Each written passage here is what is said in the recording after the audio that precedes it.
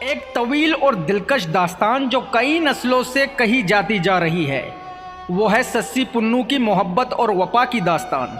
ये दास्तान सिर्फ मोहब्बत की एक कहानी नहीं, बल्कि वफा, कुर्बानी और बलोच रवायत की एक दिलकश तस्वीर है। ये दास्तान आज भी लोगों के दिलों में ज़िंदा है और बलोच अदब का एक अहम हिस्सा समझी जाती है। सस्सी पुन्नू की दास्तान बलूचिस्तान और सिंध के इलाके सदियों से मुख्तलिफ तहजीबों और सकाफ़तों का मरकज़ रही है। इसी पस मंज़र में सस्सी एक हिंदू घराने की लड़की थी जो एक बहुत गरीब धोबी के यहाँ पैदा हुई थी। रवायत के मुताबिक सस्सी की खूबसूरती ऐसी थी कि जब वो पैदा हुई तो उसके वालिदैन को खौफ था कि कोई उसे अगवा न कर ले, इसलिए उसके वालिदैन ने इसे टोकरी में रख कर दरिया के किनारे छोड़ दिया ताकि दरिया उसे बहा कर ले जाए। लेकिन किस्मत ने सस्सी को सिंध के राजा नाल के घर पहुंचा दिया, जिन्होंने इसे गोद ले लिया। राजा नाल ने सस्सी को अपनी बेटी की तरह पाला और उसे तालीम और तरबियत दी। वक्त के साथ सस्सी जवान हुई और उसकी खूबसूरती पूरे सिंध में मशहूर हो गई। दूसरी तरफ केच मकुरान बलूचिस्तान का शहजादा पुन्नू था, जो अपने कबीले का बहादुर और दिलेर जवान था। पुन्नू को जब सस्सी की खूबसूरती और उसकी इखलाक के बारे में मालूम हुआ तो वो सस्सी को देखने के लिए बेचैन हो गया। पुन्नू अपनी मोहब्बत को सच जानकर सस्सी से मिलने सिंध पहुंचा।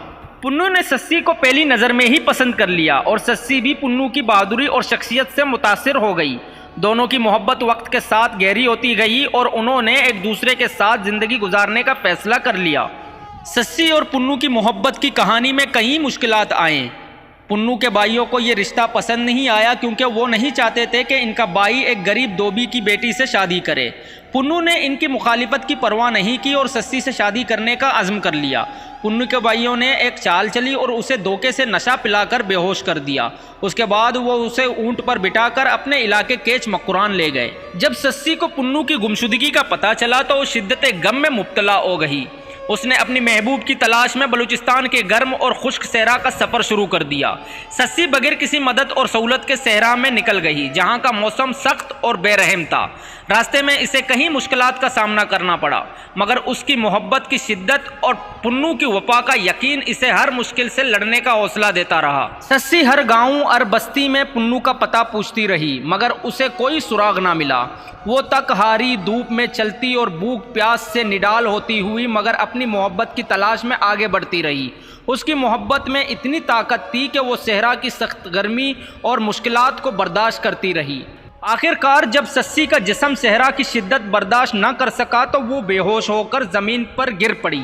रवायत के मुताबिक उस वक्त ज़मीन ने अपनी मट्टी को खोला और सस्सी को अपनी गोद में ले लिया ताकि वो मोहब्बत की तलाश में मज़ीद तकलीफ ना उठाए। सस्सी पुन्नू की मोहब्बत में सहरा की खाक में मिल गई। और दूसरी तरफ जब पुन्नू को होश आया और उसे बस्ती ले जाया जा रहा था तो उसे अपनी मोहब्बत का एहसास हुआ और वो सस्सी की तलाश में वापस चल पड़ा। पुन्नू जब उस मकाम पर पहुंचा जहां सस्सी की जान गई थी तो उसने भी अपनी ज़िंदगी का खात्मा कर दिया और हमेशा के लिए सस्सी के साथ जा मिला। सस्सी पुन्नू की कहानी बलूचिस्तान और सिंध में वफा और मोहब्बत की अलामत बन चुकी है।